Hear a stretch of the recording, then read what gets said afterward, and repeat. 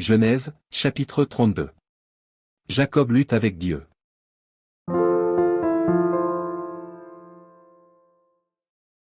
Jacob poursuivit son chemin, et des anges de Dieu le rencontrèrent. En les voyant, Jacob dit, c'est le camp de Dieu. Et il donna à ce lieu le nom de Mahanaïm. Jacob envoya devant lui des messagers à Ésaü, son frère, au pays de Séhir, dans le territoire d'Édom. Il leur donna cet ordre, voici ce que vous direz à mon seigneur Ésaü, ainsi parle ton serviteur Jacob, j'ai séjourné chez Laban, et j'y suis resté jusqu'à présent. J'ai des bœufs, des ânes, des brebis, des serviteurs et des servantes, et j'envoie l'annoncer à mon seigneur, pour trouver grâce à tes yeux. Les messagers revinrent auprès de Jacob, en disant, nous sommes allés vers ton frère Ésaü, et il marche à ta rencontre, avec 400 hommes. Jacob fut très effrayé, et saisi d'angoisse. Il partagea en deux camps les gens qui étaient avec lui, les brebis, les bœufs et les chameaux. Et il dit, si Ésaü vient contre l'un des camps et le bête, le camp qui restera pourra se sauver. Jacob dit, Dieu de mon père Abraham, Dieu de mon père Isaac, Éternel, qui m'a dit, retourne dans ton pays et dans ton lieu de naissance, et je te ferai du bien. Je suis trop petit pour toutes les grâces et pour toute la fidélité dont tu as usé envers ton serviteur, car j'ai passé ce Jourdain avec mon bâton, et maintenant je forme deux camps. Délivre-moi, je te prie, de la main de mon frère, de la main d'Ésaü.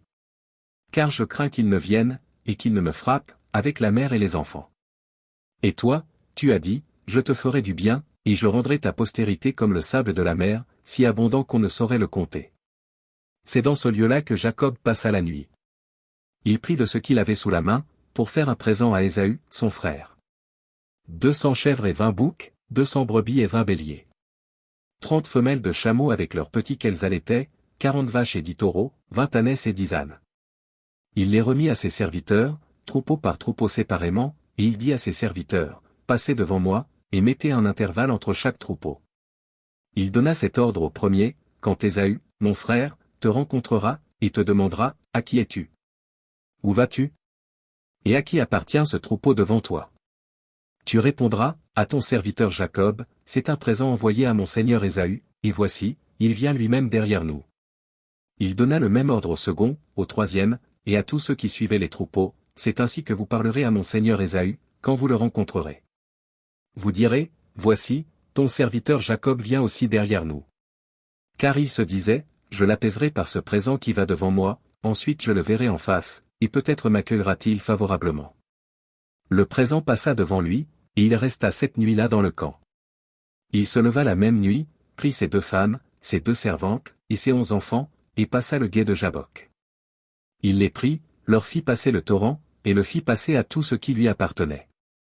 Jacob demeura seul. Alors un homme lutta avec lui jusqu'au lever de l'aurore.